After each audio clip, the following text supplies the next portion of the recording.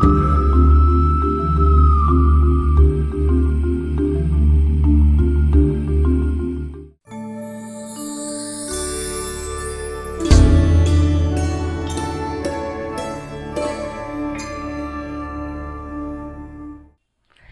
सभी को आंग्ल नववर्ष की हार्दिक शुभकामनाएं। मैं निधि शिमाली आपके अपने इस सोशल मीडिया परिवार में आप सभी का स्वागत करती हूं और नववर्ष में ये कामना करती हूं कि मेरा सोशल मीडिया परिवार और बड़ा होता चला जाए। आप अपने जीवन में उन्नति करें, तरक्की करें। 2024 में जो आप नहीं कर पाए वो सभी 2025 में काम आप संपन्न कर अपनी सफलताओं को सुनिश्चित करें। यही मेरी शुभकामनाएं हैं। आज मैं आपके सामने लेकर आई हूँ वृश्चिक राशि वालों का जनवरी माह का मासिक राशिफल। और सबसे पहले जान लेते हैं साल के इस प्रथम माह में आने वाले कुछ विशेष व्रत और त्योहारों के बारे में। तो पुत्रदा एकादशी 10 जनवरी को मनाई जाएगी। वहीं पौष पूर्णिमा 13 जनवरी को आ रही है। लोहड़ी का पर्व भी 13 जनवरी को ही बड़ी धूमधाम से मनाया जाएगा। मकर संक्रांति 14 जनवरी को मनाई जाएगी। पोंगल आ रहा है 14 जनवरी 2025। संकट मोचक एकादशी 17 जनवरी 2025 को मनाई जाएगी। शर्तीला एकादशी भी 25 जनवरी 2025 को मनाई जाएगी।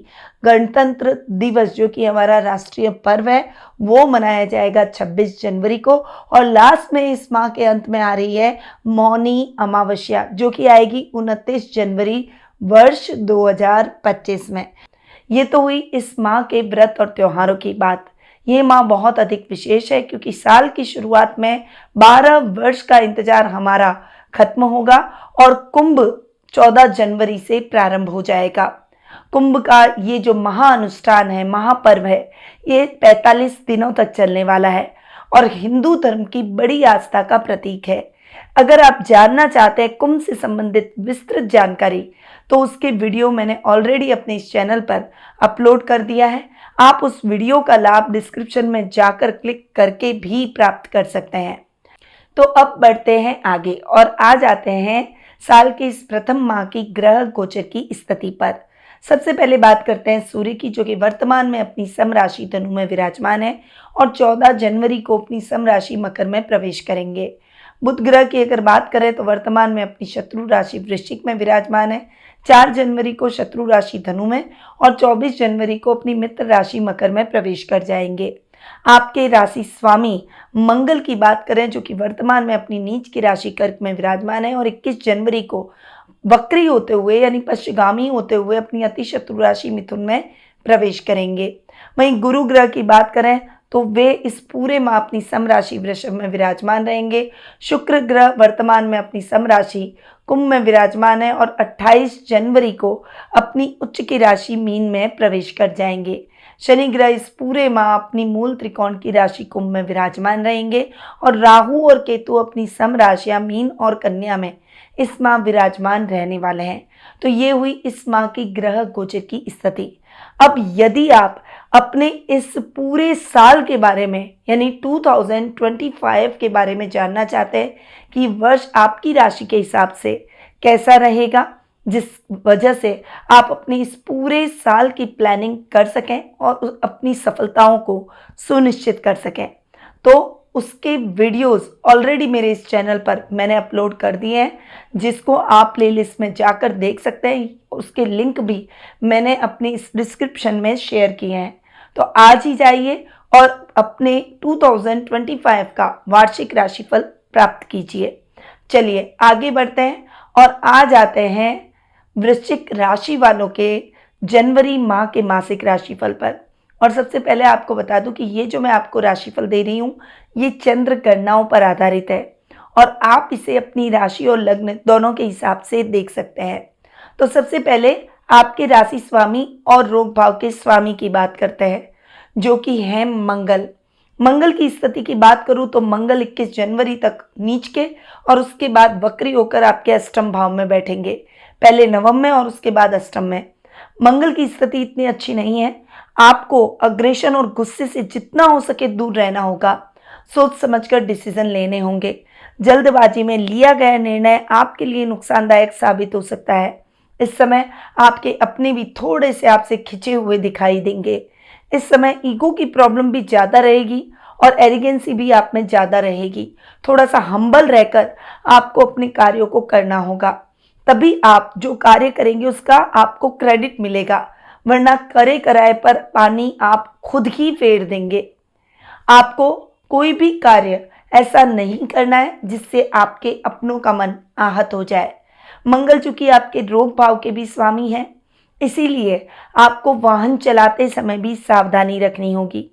21 जनवरी के बाद थोड़ा सा आप रिलैक्स होते हुए दिखाई देंगे, पर समस्याएं नहीं टलेगी, इसीलिए आपको शांत रहकर और सौम्यता के साथ, धैर्य के साथ अपने कार्यों को करना चाहिए।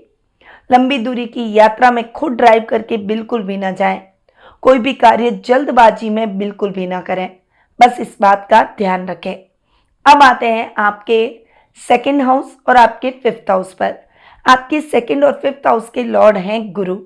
यहाँ पर गुरु की बात करें तो गुरु केंद्र में बैठे हैं, केंद्र में सप्तम भाव में बैठे हैं और गुरु केंद्र में बहुत अच्छे रिजल्ट देते हैं और गुरु के रिजल्ट आपको द्वितीय और पंचम भाव के हिसाब से बहुत अच्छे मिलेंगे। यहाँ पर आपकी इच्छाएं पूरी होगी, रोजमर्रा के लाभ में वृद्धि होगी, वर्क प्लेस पर आपको कोई बड़ी अपॉर्चुनिटी मिल सकती है, व्यापार में आप अच्छी वृद्धि करते हुए दिखाई देंगे। संतान की तरफ से भी आपको शुभ समाचार मिलेंगे। द्वितीय भाव में सूर्य बुध का बुधादित्य योग बना हुआ है, आधे माह तक आपको उसका लाभ भी प्राप्त होगा। कुटुंब में मान सम्मान बढ़ेगा, वाणी से आप सबको मोहित करते हुए नजर आएंगे और कोई बड़ी उपलब्धि आपको इस समय मिल सकती है। वहीं गुरु चूंकि पंचम भाव के भी लॉर्ड है, इसीलिए आपको अपनी शिक्षा, अध्ययन, अध्यापन से जुड़ी हुई तकलीफों से मुक्ति मिल जाएगी। इस समय टीचर्स भी आपका सपोर्ट करेंगे, पर राहु चूंकि आपके फिफ्थ हाउस में बैठे हैं, इसीलिए इस समय अगर कोई एग्जाम होना है तो आप ना ओवर कॉन्फिडेंट हो, ना आप कंफ्यूज हो, ना डरे, वरना जो आपने मेहनत की है वो मेहनत बेकार हो जाएगी। इसीलिए एग्जाम देते हुए आपको कॉन्फिडेंस बनाए रखना है, अपने इष्ट देव का ध्यान करना है और कॉन्फिडेंटली एग्जाम देना है। कंफ्यूज नहीं होना है, सोच समझ कर निर्णय लें, सोच समझ कर बुद्धिमत्ता का उपयोग करते हुए परीक्षा दें। इस समय आपको अपने संतान से संबंधित चिंता भी सता सकती है, इसीलिए अपने बच्चों को सही मार्गदर्शन जरूर प्रदान करें। वहीं जो लोग संतान प्राप्ति की अभिलाषा करते हैं, उनकी इच्छा इस समय इस माह पूरी होती हुई दिखाई देगी। तो ये है गुरु की स्थिति। अब आते हैं आपके थर्ड हाउस और फोर्थ हाउस पर। आपके थर्ड और फोर्थ हाउस के लॉर्ड है शनि और शनि फोर्थ हाउस में शश नामक महापुरुष योग बना रहे हैं। यहाँ पर तृतीय और चतुर्थ भाव के स्वामी का चतुर्थ भाव में शश नामक महापुरुष योग बनाना बहुत ही शानदार रिजल्ट आपको देने वाला है। वहीं शुक्र के साथ भी शनि की युति हो रही है, जो कि है सप्तमेश, इसीलिए ये युति भी आपके लिए बहुत कल्याणकारी रहेगी। आपके काम बनते चले जाएंगे, लग्जरी में वृद्धि होगी, आप नई प्रॉपर्टी खरीद सकते हैं, घर में कोई लग्जीरियस आइटम की खरीदारी की जा सकती है। वहीं दूध, डेयरी, किसान वर्ग और पशुपालन से संबंधित कोई भी अगर आप काम कर रहे हैं तो उसमें आपको बहुत अच्छी सफलता प्राप्त होगी। सब्जी से रिलेटेड जो लोग व्यवसाय करते हैं उनके लिए भी ये समय बहुत अच्छा होगा। मंडी के व्यापारियों के लिए ये समय उत्तम लाभ की स्थितियां लेकर आएगा। वहीं छोटे भाई बहनों के साथ चल रहे मतभेद समाप्त हो जाएंगे। पैतृक संपत्ति संबंधी विवादों का निपटारा आपके पक्ष में जाएगा। राजनीति में आपका वर्चस्व बढ़ेगा, सामाजिक मान सम्मान में बढ़ोतरी होगी। तो ये है शनि के रिजल्ट। अब आते हैं सीधा आपके 7th और 12th हाउस पर। आपके 7th और 12th हाउस के लॉर्ड है शुक्र और यहाँ पर शुक्र की बात करूं तो बहुत ही अच्छे सुकेश के साथ युति कर रहे हैं। यहाँ पर सुकेश और सप्तमेश की युति लव रिलेशनशिप में आपको बड़ी सफलता दिला सकती है। ये समय सही है, अपने मन के भावों को आप अपने लव मेट के साथ शेयर कर लें और उन्हें प्रपोज कर दें, वो आपके प्रपोजल को नहीं ठुकराएंगे। इस समय विवाह के भी योग बनेंगे और आपको मनचाहा लाइफ पार्टनर प्राप्त हो जाएगा। वहीं दाम्पत्य जीवन का भरपूर सुख प्राप्त करेंगे। जीवन साथी के नाम से किए गए काम में अच्छा लाभ प्राप्त होगा और सुखों में भी वृद्धि होगी। वहीं खर्चे भी थोड़े से बढ़ सकते हैं, इसीलिए अपने खर्चों को बजट देखकर चलें और उस हिसाब से नियंत्रित करें, वरना अनर्गल खर्चे आपको थोड़े से बॉदर कर सकते हैं। खर्चों के मामले में सावधानी के साथ आपको आगे बढ़ना होगा। कोई भी कार्य जल्दबाजी में आपको नहीं करना है, इस बात का आपको विशेष रूप से ध्यान रखना है। तो ये हैं शुक्र के रिजल्ट। अब आते हैं आपके 8th हाउस और 11th हाउस पर। आपके 8th और 11th हाउस के लॉर्ड हैं बुध, और बुध की स्थिति की बात करें तो महीने के प्रारंभ में ही बुध आपके द्वितीय भाव में आ जाएंगे, लगभग पूरे माह द्वितीय भाव में बैठेंगे। यहाँ पर बुध की स्थिति पर आए तो सूर्य बुध का बुधादित्य योग 14 जनवरी तक बनने वाला है। यह आपकी यात्राओं को सार्थक साबित करेगा, गुप्त शत्रुओं का नाश करेगा, अचानक धन लाभ के योग दिलवाएगा। वहीं आपका लेवल और सर्कल बढ़ता हुआ दिखाई देगा, आपकी इच्छाएं पूरी होगी। ये समय काम के विस्तार पर काम करने का है, यानी अगर आप अपने काम की नई ब्रांच खोलना चाहते हैं तो डेफिनेटली ये समय आपके लिए सपोर्टिव रहेगा। और इस माह जो भी बाधा है, जो भी ऑब्स्टिकल आप अपने काम को बढ़ाने में फेस कर रहे थे, वो सब दूर हो जाएंगे।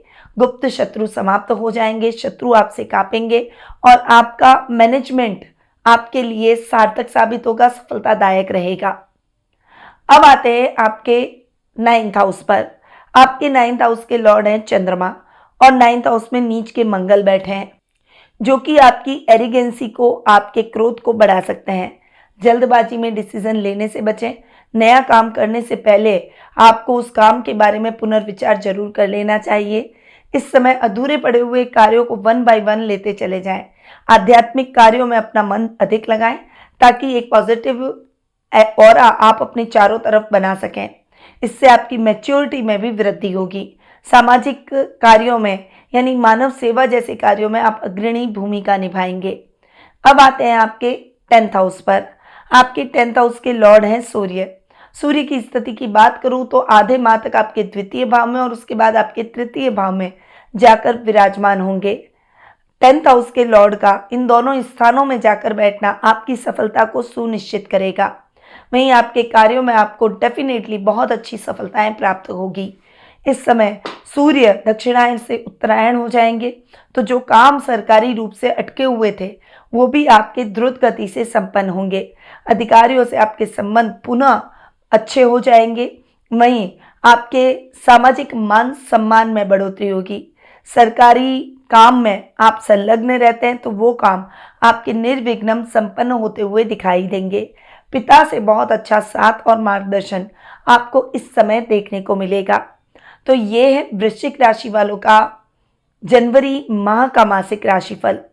और आ जाते हैं इस माह के कुछ विशेष उपायों पर। तो मकर संक्रांति के दिन एक कलश में कलावा बांधकर उसमें कुछ सिक्के डालकर व्यापारिक स्थल की तिजोरी में रखें, और इससे आपको रुका हुआ धन वापस प्राप्त हो जाएगा। मकर संक्रांति के दिन लाल कपड़े में थोड़े से तिल के साथ माँ लक्ष्मी की प्रतिमा वाला सिक्का घर के मंदिर में रखने से माता लक्ष्मी का साक्षात वास आपके जीवन में रहेगा। मकर संक्रांति के दिन तिल और गुड़ का दान करने से शनि दोष से मुक्ति मिलती है और आपके सूर्य मजबूत होंगे। वहीं अगर आपके काम में अवरोध आ रहे हैं, वह काम पूरे नहीं हो रहे हैं, तो शुक्रवार के दिन काली चींटियों को शक्कर डालें, इससे आपको लाभ प्राप्त होगा। तो ये उपाय बताए मैंने आपको इस माह के हिसाब से। पर यदि आप अपनी पर्सनल जन्म पत्रिका डिस्कस करके ग्रहों की स्थिति जानकर वर्तमान की समस्याओं के उत्तर प्राप्त कर अपनी सही रेमेडीज के माध्यम से भविष्य को संवारना चाहते हैं, तो आप टेलीफोनिक अपॉइंटमेंट और पर्सनल मीट के माध्यम से मुझसे जुड़ सकते हैं। अधिक जानकारी के लिए स्क्रीन पे दिए गए नंबरों पर कॉल या फिर व्हाट्सएप करके आप संपर्क कर सकते हैं। अब मैं अपनी वाणी को यहीं विराम देती हूँ। स्वस्थ रहिए, व्यस्त रहिए, मस्त रहिए और हमेशा मुस्कुराते रहिए। जय श्री राधे कृष्णा। गुरुमां निधि श्रीमाली एक प्रसिद्ध ज्योतिषाचार्य हैं। उनके जोधपुर स्थित ज्योतिष संस्थान में महामृत्युंजय, काल सर्प दोष, मां बगलामुखी, विवाह बाधा निवारण पूजा एवं अन्य सभी प्रकार की पूजाएं संस्थान के विद्वान पंडितों द्वारा पूर्ण विधि विधान एवं शास्त्रोक्त रीति से संपन्न करवाई जाती है। अतः आज ही अपनी पूजा बुक करवाने हेतु इन नंबरों पर संपर्क करें 8955658362।